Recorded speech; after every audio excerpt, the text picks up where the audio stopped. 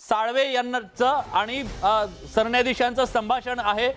साळवेंचं असं म्हणणं होतं, मी शिवसेनेचा सदस्य आहे, पक्षांतर्गत लोकशाही असली पाहिजे। मी म्हणतोय की राजकीय पक्षात दोन गट आहेत, 1969 साली काँग्रेसमध्ये झाले होते। त्यावर सरन्यायाधीशांनी त्यांना सवाल विचारलाय। सरन्यायाधीश असं म्हणतात, मिस्टर साळवे, पण नेता तुम्हाला भेटला नाही असं सांगून तुम्ही नवीन पक्ष काढू शकता का? हा सवाल सरन्यायाधीशांनी विचारलेला आहे। एकनाथ शिंदे गटाचे वकील आहेत साळवे, तेव्हा साळवे असं म्हणतात की मी पक्षातच आहे। त्यावर पुन्हा सरन्यायाधीशांनी त्यांना प्रश्न विचारला, आता तुम्ही नेमके कोण आहात?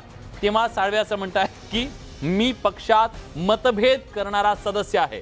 बघा, म्हणजे शिंदे गटाची बाजू मांडणारे साळवे असं म्हणतात सरन्यायाधीशांच्या त्या प्रश्नावर की तुम्ही आता कोण आहात, कुठे आहात? तर मी पक्षात मतभेद करणारा सदस्य आहे। त्यावर साळवे पुढे असं म्हणणं आहे की मुख्यमंत्र्यांच्या कार्यपद्धतीवर समाधानी नसलेले, बदल घडवणारे आमदार मोठ्या संख्येने असतील तर नेतृत्वाची नवी स्पर्धा असावी असं ते का म्हणू शकत नाहीत? हा सवाल त्यांनी उपस्थित केलाय। पुढे साळवेंचा युक्तिवाद असा आहे की भारतात आपण राजकीय पक्षांना काही नेत्यांमध्ये गोंधळात टाकतो। मी शिवसेनेचा आहे, माझे मुख्यमंत्री मला भेटायला नकार देतात, मी तथ्यांचा वाद घालत नाही, सैद्धांतिक तथ्य देतोय। मला मुख्यमंत्री बदल हवा आहे, ते पक्षविरोधी नाही, ते पक्षांतर्गत आहे। त्यामुळे साळवेंचा जो सगळा युक्तिवाद आहे तो हाच की जी कृती केलेली आहे ती पक्षांतर्गत आहे, पक्षविरोधी कृती नाहीये। पक्षांतर्गत लोकशाहीच्या संदर्भात उठवलेला तो आवाज आहे, त्यामुळे तो पक्षांतर बंदी कायद्याच्या मध्ये बसत नाही, हा त्यांचा दावा आहे। मी पक्षात, माझे मुख्यमंत्री मला वेळ देत नाहीयेत, म्हणून त्यांच्याबद्दल 2/3 लोकांनी आवाज उठवला आणि तो आवाज उठवणं ते त्यांचा अधिकार आहे, ते त्यांच्या स्वातंत्र्यासाठी आहे, त्यांच्या हक्कांसाठी आहे, असा दावा सुद्धा साळवेंकडून केला जात आहे। दोन महत्त्वाचे प्रश्न विचारले गेलेले होते आता साळवेंना सरन्यायाधीश रमण्णा यांच्याकडून। सरन्यायाधीश रमण्णा यांनी पहिला प्रश्न विचारला, मिस्टर साळवे, नेता तुम्हाला भेटला नाही असं सांगून तुम्ही नवीन पक्ष काढू शकता का? त्यावर त्यांचं उत्तर होतं, मी पक्षातच आहे, याचा अर्थ पक्ष सोडलेला नाही, ही बाब त्यांनी सांगितलेली आहे। म्हणजे शिंदे गटाचं म्हणणं ते आहे। तर सरन्यायाधीश पुढे त्यांना असं विचारतायत की मग आता तुम्ही कोण आहात? तर त्याच्यावरती हरीश साळवेंनी दिलेले उत्तर अतिशय महत्त्वाचं आहे। शिंदे गटाचं जे म्हणणं आहे त्यानुसार मी पक्षात मतभेद करणारा सदस्य आहे, त्यामुळे पक्ष सोडलेला नाही, पक्षांतर्गत आवाज आम्ही उठवलेला आहे, हे सांगण्याचा प्रयत्न आता झालेला आहे। बघा, अजून एक महत्त्वाची अपडेट येते।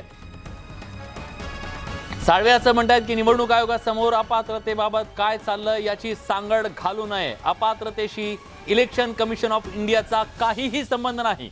हरीश साळवे यांनी हा मुद्दा मांडलेला आहे, जो अभिषेक मनु सिंघवी यांनी मुद्दा मांडलेला होता त्याला खोडून काढण्याचा प्रयत्न साळवे यांच्याकडून केला जातोय। निवडणूक आयोगासमोर अपात्रतेबाबत काय चाललं आहे याची सांगड या प्रकरणाशी घालू नये, अपात्रतेशी इलेक्शन कमिशन ऑफ इंडियाचा काही संबंध नाही असं त्यांनी सांगितलं। पुढे ते असं म्हणतात की आपण सर्व एक राजकीय पक्ष आहोत, पण राजकीय पक्षाचा नेता कोण हा खरा सवाल आहे। त्यामुळे अभिषेक मनु सिंघवी, कपिल सिब्बल आणि साळवे हे जरी विरोधात असले तरी ते आता साळवेंचा असा दावा आहे की आपण सगळे एक आहोत, आपण सगळेजण एक आहोत, आपण राजकीय पक्ष आहोत, पण राजकीय पक्षाचा नेता कोण हा खरा प्रश्न आहे। त्यामुळे सुप्रीम कोर्टातल्या युक्तिवादात सुद्धा हरीश साळवे किंवा शिंदे गट शिवसेनेपासून आम्ही वेगळे आहोत हे मान्य करायला तयार नाहीयेत। आम्ही शिवसेनेत आहोत, शिवसेनेचे सदस्य आहोत, शिवसेनेमध्ये फक्त आम्ही नेत्याच्या संदर्भात आमची भूमिका वेगळी मांडतोय, त्यामुळे आम्ही पक्षांच्या विरोधात काही कृती केली आहे हे मान्य करायला आम्ही तयार नाहीयेत, त्यामुळे आमच्यावर कुठलीही अशा प्रकारची कारवाई होऊ शकत नाही हे त्यांनी सांगितलेलं आहे। पुन्हा हरीश साळवे यांनी आणखीन एक युक्तिवाद केलेला आहे, ते असं म्हणतात पक्षांतर्गत बंडखोरी विरुद्ध नेता विरुद्ध पक्ष सोडणाऱ्या लोकांच्या गटाला लागू होईल, ज्याने राजकीय पक्षाचं सदस्यत्व सोडलं आहे त्यांना पक्षांतर विरोधी कायदा लागू होतो, पक्षात राहून आवाज उठवणाऱ्यांना तो लागू होत नाही। सरन्यायाधीशांनी पुन्हा त्यांना प्रश्न विचारलेला आहे, हरीश साळवे, तुमच्या मते राजकीय पक्षाचं काही महत्त्व आहे की नाही? सरन्यायाधीशांचा प्रश्न हा अतिशय महत्त्वाचा आहे। जो युक्तिवाद आतापर्यंत केला जात होता त्याला त्यांनी उत्तर दिलेलं आहे आणि सरन्यायाधीशाने एक महत्त्वाचा प्रश्न विचारलेला आहे, हरीश साळवे, तुमच्या मते राजकीय पक्षाचं काही महत्त्व आहे की नाही? त्यावर पुन्हा ते असं म्हणतात की साळवे, नेता भेटत नाही म्हणून तुम्ही नवीन पक्ष स्थापन करणार का? तर अशा प्रकारे हा जो प्रश्न विचारलेला आहे तर ते म्हणतात मी पक्षाचा सदस्य असल्याने नेतृत्वात बदल व्हायला हवं हे ठासून सांगतोय। जोरदार असा युक्तिवाद, अनेक प्रश्न विचारले जात आहेत। त्यावर सरन्यायाधीशाने एक प्रश्न विचारला, तुम्ही इलेक्शन कमिशन ऑफ इंडियाकडे जाण्याचा उद्देश काय आहे? त्यावर साळवेंनी सांगितलंय, मुख्यमंत्र्यांच्या राजीनाम्यानंतर राजकीय घडामोडी सुरू आहेत, बीएमसी निवडणूक जवळ आली आहे, चिन्ह कुणाला मिळावं हा प्रश्न आहे आणि त्यामुळे आम्ही तिकडे गेलेलो आहोत। शिंदे गटाच्या वकिलांचा दावा आहे, मी शिवसेनेचा भाग आहे, पक्षात लोकशाही असली पाहिजे, पक्ष 2 गट झालं हे आमचं म्हणणं आहे। शिंदे गटाचे वकील म्हणतात की 69 मध्ये काँग्रेसमध्ये सुद्धा असंच काहीसं घडलेलं होतं। तर आपण बघतोय की सरन्यायाधीश रमण्णा यांनी जो प्रश्न विचारलेला होता तो म्हणजे तुम्ही इलेक्शन कमिशन ऑफ इंडियाकडे का गेलेला आहात, तर त्याचं उत्तर सुद्धा त्यांनी दिलेलं आहे। साळवे हा आणखीन एक प्रश्न विचारलेला आहे सरन्यायाधीशांनी। साळवे साहेब, मी तुम्हाला एक प्रश्न विचारू का? पहिल्यांदा कोर्टात कोण आलं? त्यावर साळवेंनी सांगितलं, उपसभापतींनी त्यांच्या विरुद्धची नोटीस प्रलंबित असल्यानं अपात्रतेची नोटीस बजावली, तेव्हा आम्ही न्यायालयात आलो, आम्ही नबाम रेबिया निर्णयाचा हवाला दिलेला आहे। त्यामुळे आता अनेक प्रश्न विचारले जात आहेत रमण्णा सरन्यायाधीश यांच्याकडून, माननीय सरन्यायाधीशांकडून जे प्रश्न उपस्थित केले जात आहेत त्याला उत्तर दिली जात आहेत। शिंदे गटाचे जे वकील आहेत हरीश साळवे यांच्याकडून अनेक प्रश्न त्यांनी विचारलेले आहेत। बघा, त्याच्यामध्ये पहिला प्रश्न त्यांनी सुरुवातीला विचारलेला होता, तुम्ही आता कोण आहात, तुम्ही आता कुठे आहात, आणि त्याचबरोबर तुम्ही इलेक्शन कमिशनकडे का गेलात, राजकीय पक्षांचं काही महत्त्व आहे की नाही। सरन्यायाधीशांकडून प्रश्नांची सरबत्ती केली जाते हरीश साळवे यांच्यावरती, आणि हरीश साळवे यांच्याकडून सातत्यानं एक बाजू मांडली जाते, ती म्हणजे आम्ही पक्षात आहोत, पक्ष सोडलेला नाही, पक्षांतर्गत लोकशाही म्हणून आम्ही 2/3 लोकांनी प्रश्न विचारलेला आहे, आम्ही नेतृत्वाला आव्हान दिलेलं आहे, नेतृत्वाच्या विरोधात आम्ही उभे राहिलेलो आहोत आणि आम्हाला तो आमचा अधिकार आहे। आम्हाला आमच्या मुख्यमंत्र्यांकडून वेळ मिळत नव्हता, ते आम्हाला भेटत नव्हते, त्यामुळे आम्ही वेगळा निर्णय घेतलेला आहे, पण आम्ही पक्षांच्या संदर्भात काही करणार नाहीये। साळवे यांना जो प्रश्न विचारलेला आहे की तुम्ही कोर्टात पहिल्यांदा कोण आलं, त्याच्यावर सुद्धा साळवेने उत्तर दिले की उपसभापतींनी त्यांच्या विरोधातली नोटीस प्रलंबित असल्यानं अपात्रतेची नोटीस बजावली, तेव्हा आम्ही न्यायालयात आलो, आम्ही नबाम रेबिया निर्णयाचा हवाला दिलेला आहे।